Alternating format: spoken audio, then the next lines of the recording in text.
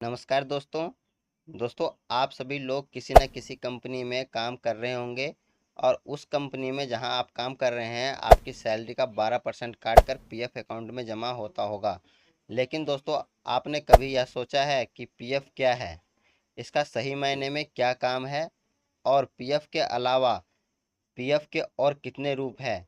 अगर आप यह नहीं जानते हैं तो आप सभी को पीएफ के बारे में जानना बहुत ज़रूरी है, ताकि आपका जो पीएफ कट रहा है वह भविष्य में आपको सही फ़ायदा दे सके, आपका सहारा बन सके। अगर पीएफ के बारे में सब कुछ जानना चाहते हैं तो अपने दोस्त गुरुदयाल के साथ वीडियो में लास्ट तक ज़रूर बने रहे, क्योंकि मैं आप लोगों को सब कुछ डिटेल में बताने वाला हूं। लेकिन उससे पहले अगर दोस्तों आप लोग हमारे चैनल पर नए हैं और अब तक हमारे चैनल को सब्सक्राइब नहीं किया है तो चैनल को सब्सक्राइब कर लीजिएगा और साथ में बेल आइकन के बटन को दबाकर ऑन जरूर कर लीजिएगा, ताकि दोस्तों जब भी हम ईपीएफओ से रिलेटेड कोई नया वीडियो अपने चैनल पर डालें तो उसका नोटिफिकेशन सबसे पहले आप लोगों तक पहुंच सके। चलिए दोस्तों, वीडियो शुरू करते हैं। दोस्तों, सबसे पहले हम जान लेते हैं पीएफ के बारे में। पीएफ पीएफ का फुल फॉर्म होता है प्रोविडेंट फंड, और इसको हिंदी में भविष्य निधि कहते हैं। यानी कि भविष्य के लिए बचत, यानी कि आगे भविष्य में आने वाला खर्चा के लिए बचत। उदाहरण के लिए मान लीजिए भारत में जितने व्यक्ति हैं सभी व्यक्ति कुछ न कुछ छोटे बड़े कामकाज में लगे रहते हैं, लेकिन जब तक वह काम कर रहा है या काम करने के लायक है तब तक पैसा आ रहा है। लेकिन जैसे ही वह काम बंद कर देगा या किसी कारणवश नौकरी छूट गया या वह काम करने के लायक नहीं है तो ऐसे में उनके पास पैसा आना बंद हो जाएगा। यार लगा लीजिए बुढ़ापे में बच्चे ने घर से बाहर निकाल दिया तो बड़ा परेशानी बढ़ जाता है, क्योंकि भारत में सोशल सिक्योरिटी के नाम पर कुछ भी नहीं है। उदाहरण के लिए कोविड के टाइम में आपने देखा ही होगा कि बहुत सारे लोग जिनकी नौकरी चली गई थी बेरोजगार हो गए, बहुत सारे लोग भूखे मर रहे थे। तो दोस्तों, ऐसी परिस्थितियों से निपटने के लिए बनाया गया है पीएफ अकाउंट।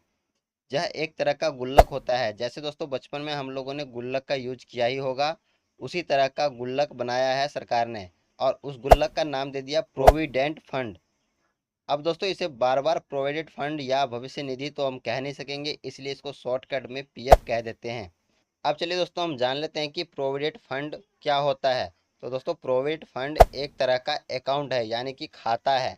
इसमें हमारी सैलरी से 12% ऑटोमेटिकली काट कर प्रोविडेंट फंड यानी कि पीएफ अकाउंट में रख दिया जाता है। दोस्तों, पीएफ भी एक तरह का अकाउंट है, जैसे बैंक अकाउंट होता है उसी तरह से पीएफ भी एक अकाउंट है। जैसे आप बैंक में अकाउंट खुलवाते हैं उसी तरह से पीएफ का भी अकाउंट है। और जब आप किसी कंपनी में काम पर लगते हैं तो ऑटोमेटिकली ही आपका पीएफ अकाउंट कंपनी के द्वारा खोल दिया जाता है। जो आपकी कंपनी रहता है वो ऑटोमेटिकली आपका पीएफ अकाउंट खोल देता है।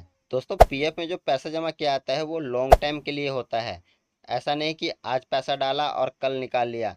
यह एक लॉन्ग टाइम के लिए होता है, जैसे 10 साल, 20 साल, 15 साल, 50 साल, यानी कि बुढ़ापे के लिए। मान लीजिए कि बुढ़ापे के लिए ही होता है। और यह एक सिक्योर मनी है, यानी कि आपका पैसा कभी डूबेगा नहीं, कभी कोई इसे लूट नहीं सकता, रिस्क फ्री होता है। जैसे दोस्तों हम शेयर बाजार में अगर पैसा लगाते हैं तो उसमें हमारा रिस्क होता है पैसा डूबने का, लेकिन पीएफ में ऐसा नहीं होता है, यहाँ रिस्क फ्री होता है। अब दोस्तों आपको बता दें कि पीएफ अकाउंट भी दो तरह का पीएफ अकाउंट है।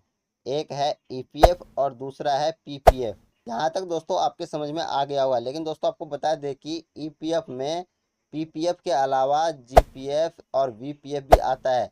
जीपीएफ का मतलब होता है अगर कोई सरकारी कर्मचारी है, मान लीजिए कोई सरकारी कर्मचारी है, उसको ज़्यादा सैलरी मिल रही है और वो अपना ज़्यादा से ज़्यादा पीएफ कटवाना चाहता है तो वो जीपीएफ के माध्यम से ज़्यादा पैसा कटवा सकता है, अपने पीएफ अकाउंट में ज़्यादा पैसा जमा करवा सकता है।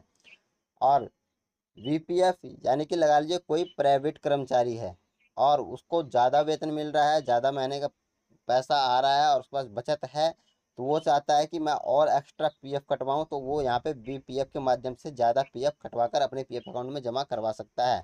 दोस्तों, ईपीएफ और पीपीएफ में क्या अंतर है, जीपीएफ और वीपीएफ का क्या यूज है, इसकी सारी डिटेल में जानकारी मैं नेक्स्ट वीडियो में आप लोग को देने वाला हूं, तो वीडियो को मिस ना कीजिएगा बिल्कुल ही। और ये वीडियो आपको कैसा लगा ज़रूर बताइएगा कमेंट बॉक्स में कमेंट करके। मिलते हैं नेक्स्ट वीडियो में, तब तक के लिए धन्यवाद।